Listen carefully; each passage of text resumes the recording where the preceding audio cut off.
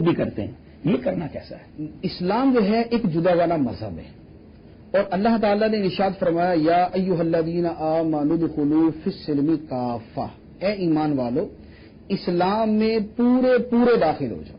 اسلام میں داخلہ ایسا ہو کہ پھر کفر کی علامات، کفر کے اثرات میں سے کوئی بھی شے پھر اس مسلمان کے ساتھ متعلق نہیں ہونی چاہیے، مسلمان ہر شے سے دور ہو۔ سرکار دو عالم صلی اللہ تعالی علیہ وسلم نے ارشاد فرمایا من تشبہ بقوم فہو منہم، جو جس قوم سے مشابہت اختیار کرتا ہے وہ انہی میں سے ہے۔ اسی طرح قرآن پاک کے اندر ہے وَمَن يَتَوَلَّهُم مِّنكُمْ فَإِنَّهُ مِنْهُم، جو تم میں سے ان سے دوستی کرے گا وہ انہی میں سے ہے۔ تو اس طرح کی بہت ساری نصوص ہیں جن میں واضح طور پر فرمایا گیا لا تتخذوا اليهود والنصارى اولیاء، یہود و نصارہ کو اپنا دوست نہ بناؤ، لا تتخذوا الذین اتخذوا دینکم ہزوا ولعبا، جنہوں نے تمہارے دین کو ہنسی مذاق بنا لیا ان کو اپنا دوست نہ بناؤ۔ تو ہمیں کفار کے طریقوں سے، ہمیں کفار کے عقائد، ان کے تہوار، ان کے طریقوں سے اور ان کی مشابہت سے بچنے کا حکم دیا۔ مسلمان وہ ہے جو مسلمانوں والے کام کرے، کفار والے کام کرنا مسلمان کا کام نہیں ہے۔ تو اب کفار کے جتنے بھی مذہبی تہوار ہیں ان میں شرکت کرنا یہ کسی مسلمان کا کام نہیں ہے۔ نبی کریم علیہ الصلوۃ والسلام نے جو فرمایا کہ جو جس قوم سے مشابہت کرے وہ انہی میں سے، بلکہ ایک اور حدیث مبارک میں ہے، اعلیٰ حضرت علیہ الرحمہ نے کنز العمال کے حوالے سے اس کو نقل فرمایا کہ من کثر سواد قوم فہو منہم، جو جس قوم کی تعداد کو بڑھائے گا وہ انہی میں سے ہے۔ تو اب کفار کا میلہ ہے، کفار کا تہوار ہے، کفار کی عید ہے، اس میں اگر مسلمان شرکت کرتا ہے تو لازمی بات ہے کہ ان کے اس میلے کو بڑھا رہا ہے، ان کی تعداد کو بڑھا رہا ہے۔ تو جو جس قوم کی تعداد کو بڑھائے گا وہ انہی میں سے ہے۔ تو اب جو کسی بھی کافر، کسی بھی طرح کے کافر کے کسی بھی طرح کے مذہبی تہوار میں شرکت کرتا ہے وہ ان آیات و احادیث کو اپنے سامنے رکھے۔ ہمیں اللہ تعالیٰ نے جو حکم دیا وہ یہ ہے کہ ان سے دور رہو۔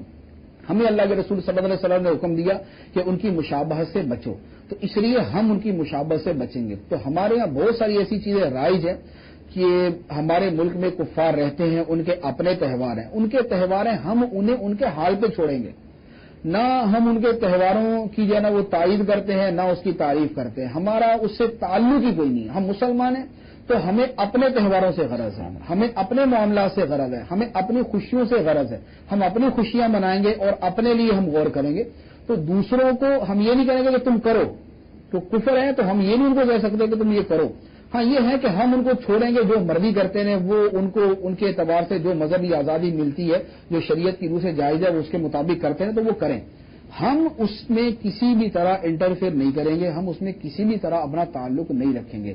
تو اب یہ تو ہمارے ہاں ایک بلا اور ایک وبا کی طرح چیز پھیلی ہوئی ہے، مختلف جو مذہب سے تعلق رکھنے والوں کے تہوار آتے ہیں اور ہمارے بہت سارے لوگ اس میں شرکت کرتے ہیں، عوامی ہیں، غیر عوامی ہیں، عوام ہے، خواص ہیں۔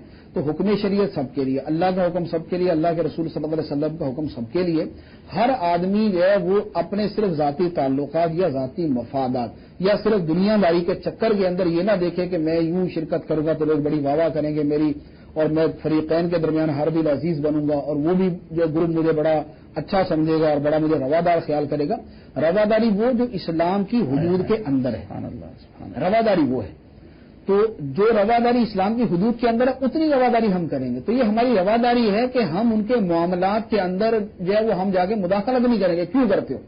وہ کر رہے ہیں اور اس سے ہمیں ضرر نہیں، تو ہم نے انہیں ان کی آزادی پر چھوڑا ہوا ہے، تو لہذا ان کو کرنے دیں، ہم اس کے اندر کسی بھی طرح شرکت نہیں کریں۔ تو عوام و یا خواص بہر صورت اپنا محاسبہ کر کے اس فعل سے بچنا چاہیے۔ یہ گناہ بھی ہمارے یہاں بہت عام ہوتا جا رہا ہے۔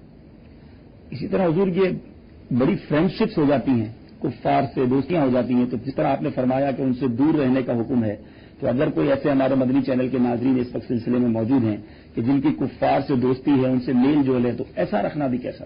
اس میں دو چیزوں پہ نظر رکھنی چاہیے، کفار سے تعلق رکھنا، دوستی رکھنا، اس میں دو چیزیں اگر پیش نظر ہیں تو تقریباً شرعی مسائل کے اعتبار سے بھی عمل ہو جائے گا اور جو فوائد یا مفاسد ہیں وہ بھی ہمارے پیش نظر رہیں گے۔ پہلی بات یہ ہے کہ اعمال کا دار و مدار نیتوں پر۔ پہلے تو اپنی نیت کو دیکھیں کہ نیت کیا ہے۔ مثال کے طور پہ ایک آدمی کفار سے ملتا ہے اور اس نیت سے ملتا ہے کہ ان کو اسلام کی دعوت دے، تو اس کا ملنا تو بہت ہی اچھا ہے، کہ یہ اسلام کی تبلیغ کے لیے، اسلام کی دعوت دینے کے لیے اور اسلام کا پیغام پہنچانے کے لیے مل رہا ہے، تو جو مبلغین، جو علماء کفار کے ممالک میں جاتے، ان کے ساتھ نشستیں کرتے ہیں اور ان کو سمجھاتے ہیں اور ان کے شبہات کا ازالہ کرتے، ان کو اسلام کی دعوت دیتے، ان کو اسلام کی حقانیت بتاتے ہیں، تو ان کا فعل تو اعلیٰ درجے کی تبلیغ ہے۔ اور یہ تو انبیاء کرام علیہم الصلوۃ والسلام کا طریقہ کہ انبیاء کرام علیہم الصلوۃ والسلام کفار ہی کی طرف جاتے تھے اور ان کو اسلام کی، اپنے دین کی دعوت دیا کرتے تھے۔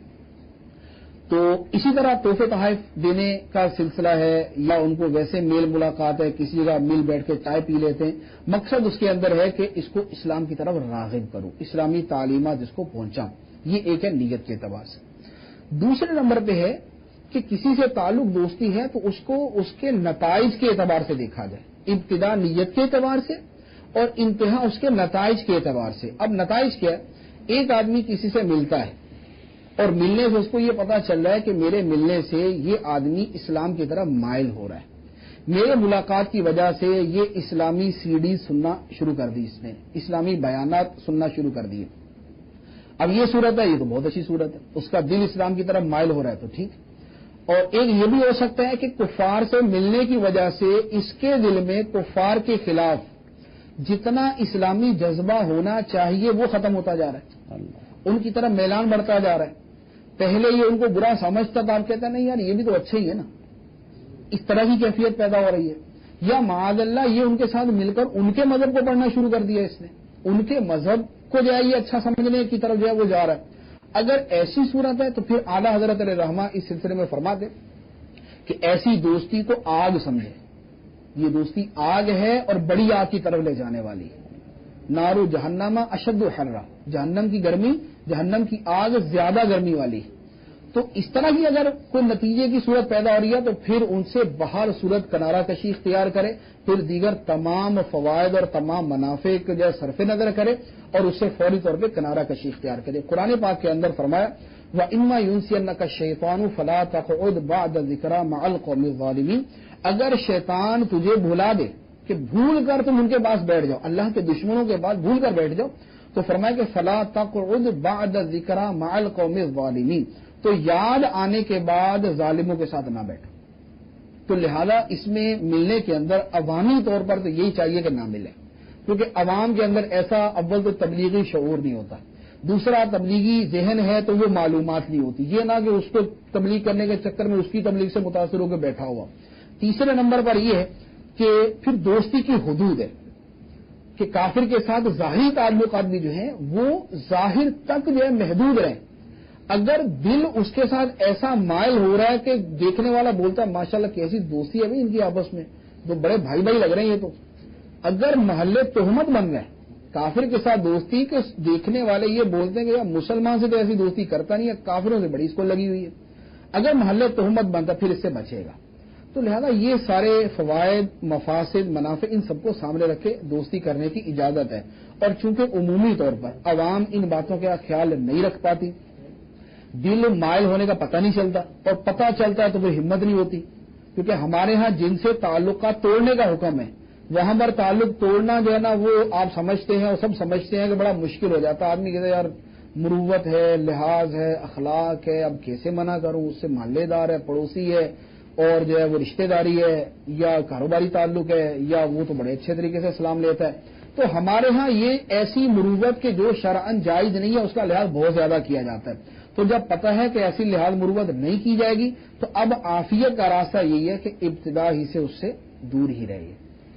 بڑی پیاری بات سیکھنے کو ملی کہ ہمیں عوام کے لیے بہتر یہی ہے کہ دوستی نہ کی جائے۔ عموماً انٹرنیٹ پر اس طرح کی دوستیاں ہو جاتی ہیں تو دوستی ہے اور آگے جا کے اس کی طرف کہیں میلان نہ ہو جائے۔ بڑی اچھی بات بتائی کہ یہ آگ ہے، علماء اور وہ لوگ جو دین کی دعوت دیتے ہیں، سنتوں کی دعوت دیتے ہیں، ان کے لیے تو درست ہے۔ حضور آج ہمارے ساتھ الحمدللہ تخصص فی الفقہ کے اسلامی بھائی بھی موجود ہیں، تو ان سے بھی ایک سوال لیتے ہیں۔ حضور آپ نے جو ابھی ارشاد فرمایا کہ کفار کے ساتھ دوستی کرنا درست نہیں ہے، تو باہر ممالک میں جو مسلمانوں کو کفار کے ساتھ رہنا پڑتا ہے ان کا ایک ساتھ رہنا کیسا ہے؟ اس میں عرض یہ ہے جو میں نے صورتحال جو مسائل عرض کیے ہیں آپ ان پر غور کریں کہ یہ وہاں تو نہیں ہوں گے نا کہ جہاں پر ہیں ہی صرف مسلمان، جہاں پر ہیں ہی مسلمان تو وہاں کے اعتبار سے تو مسائل ہی درپیش نہیں ہیں. تو یہ مسئلہ وہیں کے لیے کہ جہاں پر مسلمان کے ساتھ کفار رہتے ہیں. اب اس میں بھی وہاں پر بھی انہی باتوں کا خیال رکھنا ضروری ہے. پہلے نمبر پر یہ ہے کہ اپنی نیت کو درست کرے کہ مجھے امر مجبوری بھی جو اس کے ساتھ رہنا پڑ رہا ہے تو میں اس کے اندر اس کو اسلام کی طرف جو ہے وہ راغب کروں گا. ایک دوسرے نمبر پر یہ ہے کہ اس سے تعلق کو اسی حد تک محدود رکھے جس کے بغیر چارہ نہیں ہے. اب وہاں پر مثال کے طور پہ ایسا ہوتا ہے کہ ایک ہی کمرے کے اندر 10 آدمیوں کو رہنا پڑتا ہے اور وہاں پر غیر مسلم بھی ہے مسلم بھی ہے. اب چونکہ اس کے بغیر چارہ ہی نہیں ہے تو یہ ایک مجبوری کی صورت ہے. لیکن ایک کمرے کے اندر رہنے کا یہ مطلب تو نہیں ہے کہ اب آپ پارک کے اندر بھی جائیں تو اکٹھے ہی جائیں, اب آپ کھانا کھانے جائیں تو بھی اکٹھے ہی جائیں, اب آپ نے جو ہے وہ سیر سپاٹا کرنے جانا تو بھی اکٹھے ہی جانا ہے. تو جس حد تک رہنا پڑتا ہے اس حد تک رہیں, اس سے زیادہ تعلقات نہ بڑھائیں. تیسرے نمبر پر یہ کہ اس سے متعلقہ شرعی مسائل بھی سیکھتے رہیں. بہت سارے شرعی مسائل کھانے پینے کے حوالے سے, گوشت کے مسائل کے اعتبار سے, دیگر چیزوں کے اعتبار سے ہوں گے کہ جہاں پر احتیاط کرنا فرض ہے. تو یہ نہ ہو کہ وہ نیت تو اچھی ہے لیکن عمل اچھا نہیں ہے, نیت اچھی ہے لیکن جو اس کے متعلقہ مسائل ہیں ان کے مطابق عمل نہیں ہے. تو کافروں کے ساتھ خواہ مسلم ملک کے اندر رہنا پڑے یا غیر مسلم ملک کے اندر رہنا پڑے, جہاں پر بھی ان کے ساتھ رہائش ہوگی اس کے اثرات اور اس کے نتائج کو پیش نظر رکھا جائے گا. اور ایک جو کلی چیز ہے, ایک جو کلی قاعدہ وہ یہ کہ دل سے کبھی بھی ان کو دوست نہیں بنایا جائے گا. ہم دلی طور پر کسی بھی کافر کے ساتھ جو ہے وہ ایسا تعلق نہیں قائم کریں گے کہ جس کو ہم کہیں گے میرا اس کے ساتھ قلبی تعلق ہے, کیونکہ جہاں پر قلبی تعلق ہوگا وہاں پر جو ہے وہ مداہنت کی صورت ہے, وہاں پر اپنے دین میں نرمی کی صورت ہے, وہاں پر کفار کے بارے میں جو حکم ہے اس کے اندر جس قدر شدت کی ضرورت تھی وہ سب ختم ہو جائے گا. تو قلبی دوستی نہیں, ظاہری تعلق اچھی نیت کے ساتھ بامر مجبوری جتنا ہو سکتا اس حد پر محدود رہیں گے. حضور آج کل فیشن کا دورہ ہے, نوجوان کو دیکھا گیا ہے کہ عجیب عجیب قسم کے فیشن اپناتے ہوئے نظر آتے ہیں. تو انہی نوجوانوں میں سے یہ بھی دیکھا جاتا ہے کہ بعض نوجوان اپنے سر پہ چوٹی سجا لیتے ہیں. جس طرح عورتیں جو ہے اپنے بالوں میں چوٹی بناتی ہیں, اسی طرح مرد بھی بعض ماڈرن نوجوانوں کو دیکھا ہے کہ وہ اپنے سر پہ چوٹی سجاتے ہیں. تو ان کا یہ چوٹی سجانا کیسا؟ اصل میں یہ تو ایک مفت کی بلا ہے جو اپنے گلے لی ہوئی ہے. یہ اصل ہے مقابلہ بازی اور منفرد نظر آنا. یہ بس ایک شوق ہے کہ میں بس ڈفرینٹ نظر آؤں لوگوں سے اور میری جو ایک انفرادیت اور میں یونیک نظر آؤں سب سے. بس یہ ایک مصیبت ہے. ہمارے جو شرعی احکام ہیں وہ اس میں کئی اعتبار سے. پہلے نمبر پر تو ہمیں خود پسندی سے منع کیا کہ خود پسندی, اپنے آپ کو اچھا سمجھنا اور اپنے آپ کو جو ہے وہ کچھ بنا سنوار کے رکھنا, اسی سے منع کیا. جس طرح آپ نے فرمایا کہ منفرد نظر آؤں, اس میں اضافہ کر دوں کہ اب تو کان میں بالیاں, ناک میں بالیاں, بلکہ بیرون ملک جانا ہوا تو وہاں ہونٹ کے اندر اور زبان کے اندر تک وہ بالیاں پہنتے ہیں. جی یہ دکھنے میں آتی رہتی اس طرح کی چیزیں, اور یہ ہمارے ہاں یہ ہمارے پاکستان میں بھی اس طرح جو ہے نا یہ رجحان بڑھتا جا رہا ہے. تو اس میں ایک تو یہ ہے کہ یہ خود پسندی اور انفرادیت جو ہے یہ کوئی اسلامی طریقہ نہیں ہے. اللہ تعالیٰ نے ہمیں عاجزی کا اور انکساری کا حکم دیا. عاجزی انکساری لازمی بات ہے کہ بندہ منفرد نظر آئے اور سب سے نمایاں ہونے کی کوشش کرے. اس میں عاجزی انکساری نہیں ہے, اس میں تکبر ہوگی, خود پسندی ہوگی, عجب ہوگی, حب جاہ. تو یہ امور عناصر ان کے اندر ہوتے ہیں. ایک بات تو یہ. دوسری بات یہ کہ یہاں پر ایک مقابلے بازی کی بھی صورت ہوتی ہے کہ اس نے ایک فیشن کیا تو ہم دو کریں گے, اس نے یہ کیا تو ہم وہ کریں گے. یہ جو مقابلے بازی ہے نا, اس میں ایک چیز عرض کروں, اللہ تعالیٰ نے ہمیں جس مقابلے کا حکم دیا, اللہ تعالیٰ کا فرمان ہے فاستبقوا الخیرات, نیکیوں کے اندر ایک دوسرے سے آگے نکل جاؤ, ایک دوسرے سے آگے بڑھ جاؤ.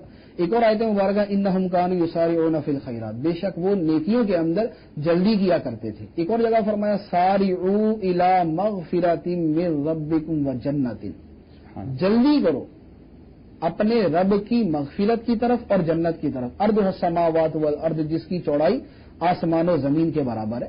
تو ہمیں جس مقابلے کا حکم دیا گیا, اس کا بیک گراؤنڈ مقابلے بازی ہے ایک دوسرے سے. ہمیں جس مقابلے کا حکم دیا وہ ہے نیکیوں کے اندر مقابلہ کرنا. اسی کا ایک واقعہ, بڑا مشہور واقعہ آپ نے سنا ہوگا کہ غزوہ تبوک کے موقع پر سرکار دو عالم صلی اللہ تعالی علیہ وسلم نے جب صحابہ کرام سے فرمایا کہ اپنا مال راہ خدا میں خرچ کرو, تو عمر فاروق رضی اللہ تعالیٰ عنہ فرماتے ہیں کہ میرے دل میں خیال آیا کہ ہر مرتبہ نیکی کے کام میں ابو بکر صدیق رضی اللہ تعالیٰ عنہ آگے نکل جاتے ہیں.